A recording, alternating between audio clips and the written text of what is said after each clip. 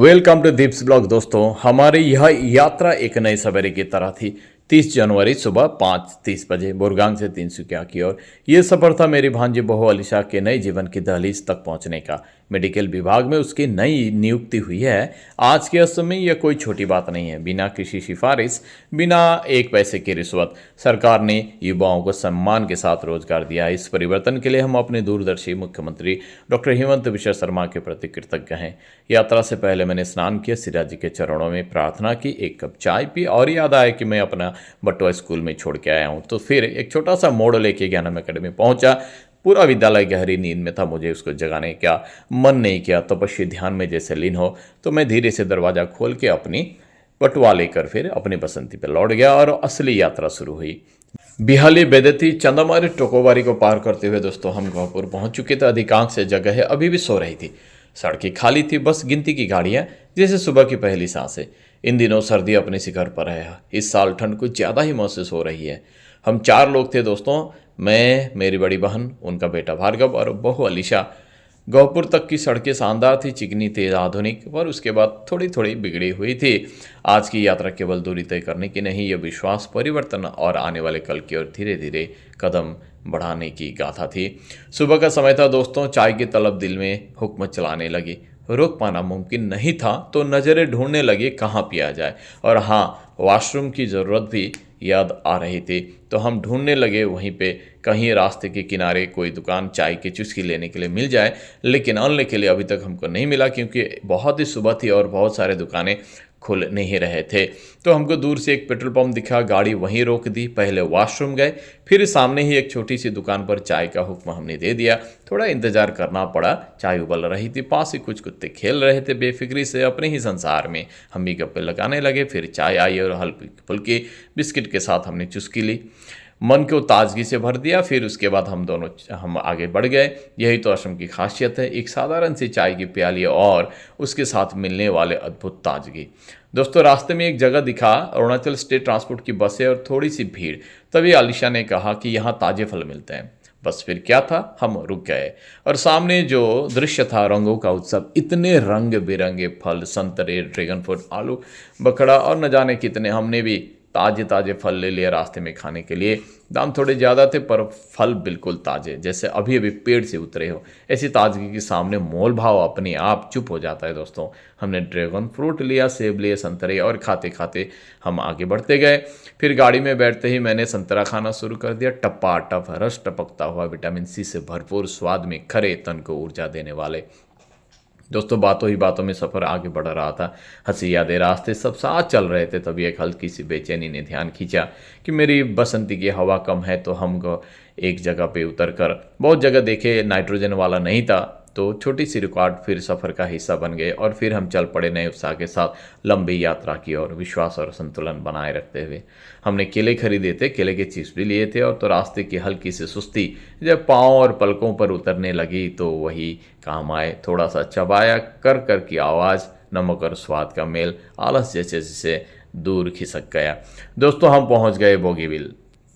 ब्रह्मपुत्र पर स्थित है बोगीबिल ब्रिज, जिसका उद्घाटन 2018 में हुआ। यह भारत का सबसे लंबा रेल रोड संयुक्त पुल है। लगभग 4.9 किलोमीटर की लंबी थी इसकी। नीचे दोहरी ब्रिज, ब्रॉडगेज रेल लाइन, ऊपर 3 लेन की सड़क, तकनीकी और दूरदृष्टि का अद्भुत संगम। यह पुल धेमाजी और डिब्रूगढ़ को जोड़ता है। सिर्फ पुल नहीं, यह भरोसा का रास्ता है। रणनीतिक दृष्टि से यह भारत के लिए अत्यंत महत्वपूर्ण है। अरुणाचल प्रदेश और तिब्बत सीमा तक सेना और संसाधनों की तेज आवाजाही के लिए, पर्यटन, व्यापार और आर्थिक विकास के भी इसने नई गति दी। यह पुल तेजपुर के कोलिया भुमरा सेतु का सशक्त विकल्प बनकर लगभग 50 लाख लोगों को बेहतर संपर्क देता है, ऊपरी असम और अरुणाचल के लिए। यह सिर्फ कंक्रीट और स्टील नहीं है, असम के भविष्य पर रखा एक मजबूत विश्वास है।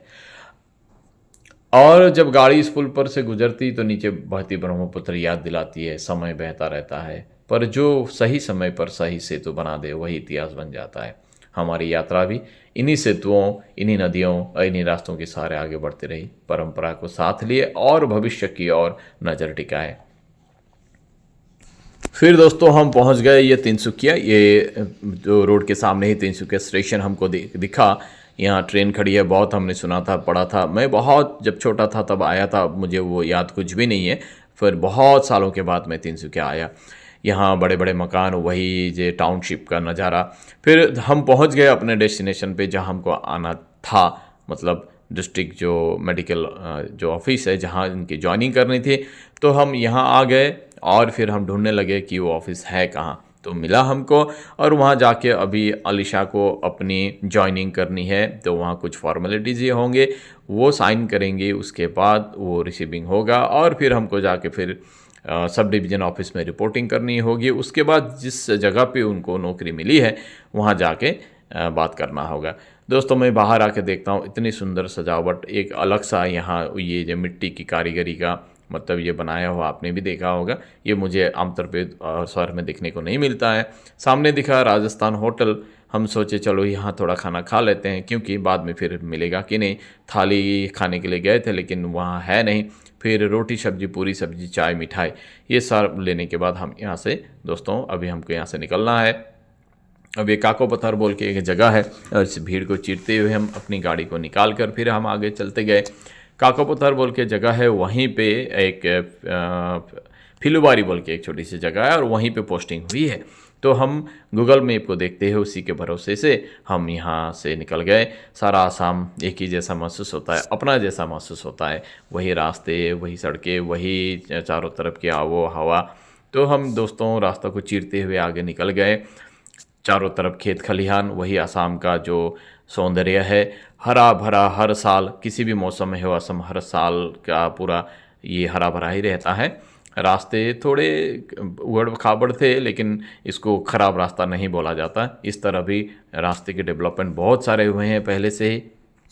हमारी पूरी यात्रा कुछ चुनी हुई जानी पहचानी जगहों से होकर गुजरती है। बोरगांग, बिहाली, वेती, नासबर, टोकोबाड़ी, चांदमारी, गौपुर, ढलपुर, नारायणपुर, पथली पहाड़, देन बंदरदेवा, हारमोती, पोहुमरा, नॉर्थ लखीमपुर, भोगी नदी, गोगामुख, धेमाजी, शिशोबर गांव और फिर करेंग गांव। उसके बाद हम महाबाहु ब्रह्मपुत्र को क्रॉस करते हुए हम तिनसुकिया आ गए। ऑफिस में तो रिपोर्टिंग की, फिर वही नज़ारा शहर का चारों तरफ।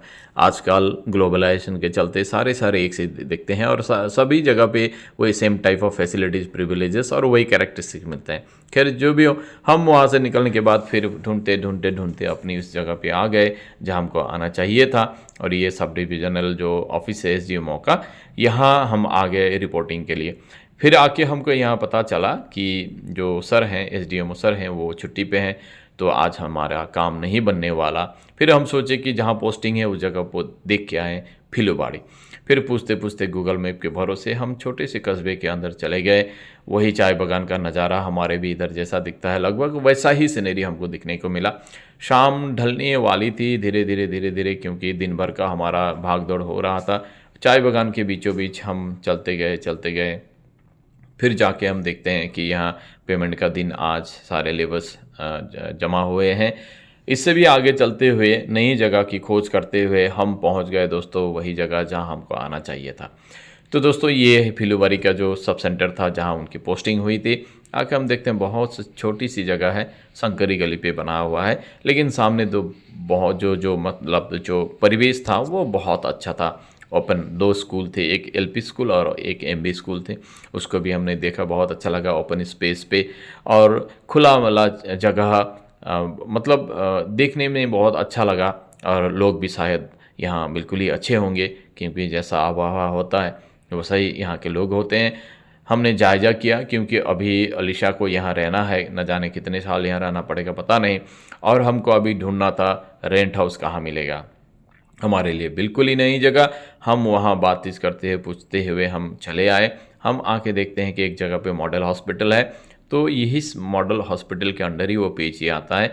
फिर वहीं से एड्रेस लेके हम ढूंढते ढूंढते पहुँच गए उसी जगह पे जहाँ हमको रेंट हाउस मिलना था। लेकिन जाके देखते हैं कि ऑलरेडी बुकिंग हो चुकी है। सो बिना वक्त गंवाए हुए हम यहाँ से निकल गए कि मेरा एक दोस्त विपुल तामोली भी, उसकी जो वाइफ है उसको भी यहीं कहीं पे उसको नौकरी मिली थी, वो भी ज्वाइनिंग के लिए आया था। तो फिर हम उसको मिलने चले गए। हमारा यहाँ बोरगांव का भाई संजय जो नाहरकोटिया में कर्मरत है, तो हम उससे मिले और यहाँ उनका आज रहना होगा। तो हमने डिसाइड किए कि मैं और मेरी दीदी जो है हम आज रात को निकल जाएंगे और भार्गव और अलीशा यहाँ रहेंगे। और काम सब निपटा के कल हो या परसों निकल जाएंगे। तो हमने जाके एक लॉज ढूंढा और लॉज में उनको वहाँ शिफ्टिंग कर दी। उसके बाद हम वहाँ के बहुत सारे लोग भी यहाँ मिल गए। फिर नीचे उतर के हम सोचे कि चाय की चुस्की ली जाए, क्योंकि अभी रास्ते में खाने को मिलेगा नहीं, 6-7 घंटा का यात्रा होगा। फिर हम यहाँ से धीरे से दोस्तों हम निकल गए।